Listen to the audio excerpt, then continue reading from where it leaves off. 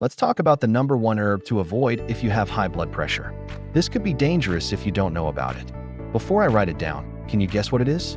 If you consume too much of it, which a lot of people do, you will start holding sodium like crazy, and you will also release a lot of potassium.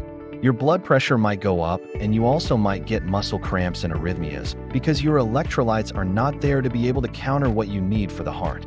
Alright, let me reveal what I'm talking about. Licorice.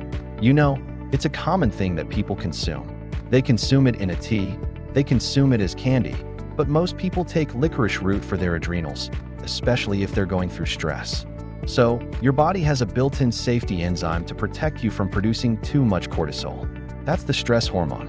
And it's a safety enzyme, which is right here, 11-BHSD2. Not that you needed to know the name of it, but this is a safety enzyme to protect you from raising too much cortisol, because that could be dangerous.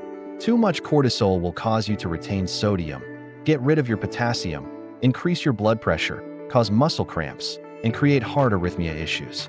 And it just so happens that licorice blocks this enzyme because the active compound in licorice is this right here, glycyrrhizin. So when your body no longer has this safety enzyme, cortisol starts going up. So to make this simple, if you consume too much licorice, it's going to trick your body into doing all these things right here. Now, our bodies were designed to retain sodium because way back in the day, there wasn't a lot of sodium around. There was probably way more potassium foods than sodium. And so I think one of the reasons why this compound is in licorice is just to help us survive in the past by retaining more sodium. But today we get a lot of sodium from junk foods, right? But we rarely get enough potassium, and that's really the big problem. Let's just talk about potassium for a second. There are reports that show that 98% of the population just does not get enough potassium. That's literally almost 100%, because we need 4,700 milligrams. What does potassium do? It's a key electrolyte for the heart. It helps us generate energy in our nerves and our muscles. It also greatly helps protect you against blood sugar issues. It helps you store glycogen in your liver.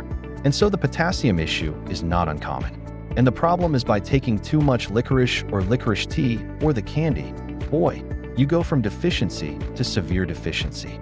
And if you don't have enough potassium, that can put a big problem on your heart, especially with arrhythmias. So people get licorice from candy. A lot of kids have it. A lot of other people have licorice tea, or they have licorice supplements, or they get it in capsules, and they retaking them on a daily basis. I do not recommend that, especially if you're older, especially if you have high blood pressure, especially if you're on a diuretic. And even more than that, especially if you're taking a synthetic version of cortisol like prednisone and you take licorice, that is not good at all. Now, for some people that have low cortisol, maybe a little more licorice might be good, but I think they should be supervised by someone who knows about that. But it's pretty wild because so many people are trying to get healthier with things like licorice, and they don't really look at all the different factors. So, how much licorice tea would be too much? If you consume over 2 cups of licorice tea every single day, that could be enough to start shifting the electrolyte balance. Okay, or if you're eating 100 milligrams of licorice candy a day over 2 weeks, that could be a problem even to the point where you can actually end up in the hospital. The real danger is not one dose. It's the chronic low-dose exposure that builds up in the body. And it's interesting because in this medical book, which was written in 1926, guess what? One of the remedies was licorice. So licorice has been used for a long time, for over 3,000 years, for all sorts of things like ulcers, coughing, inflammation, infections.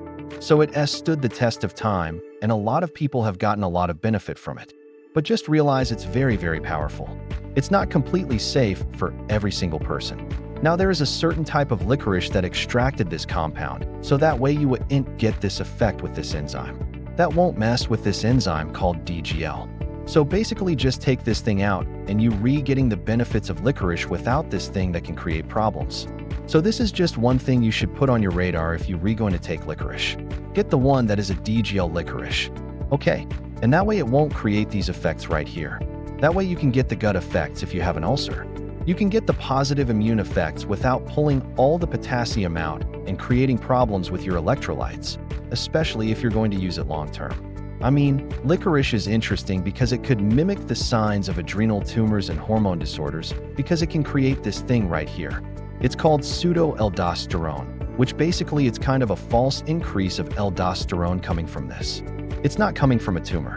And so it's something that doctors would look at, and this is why it's important if you at the doctor to let them know you know everything you doing if you taking licorice, because that could be the cause, and if they don't have that data, they can misdiagnose you. The good news is that if you have some of these symptoms from taking licorice, you can just stop taking it. The symptoms will reverse usually. And so I am talking about some of the dangers with herbs. But generally speaking, most herbs are super beneficial and many of the complications from herbs are extremely rare, especially if you compare them to medications. And I'm really in support of the therapies they used to use back in the day. But unfortunately, the recommendations of natural things from doctors are close to zero. I have a free download that I want to give to you. This free download is my daily routine in a checklist. This is a routine that I use every day to feel like I'm 18 years old, even though I'm 60 years old. And I want to give it to you for free. And so there's a little link down below. Click it and definitely download that. Since we're talking about herbs, there's some really simple herbs that you can use in the kitchen to improve your health. And for that information, you should watch this video right here. Check it out.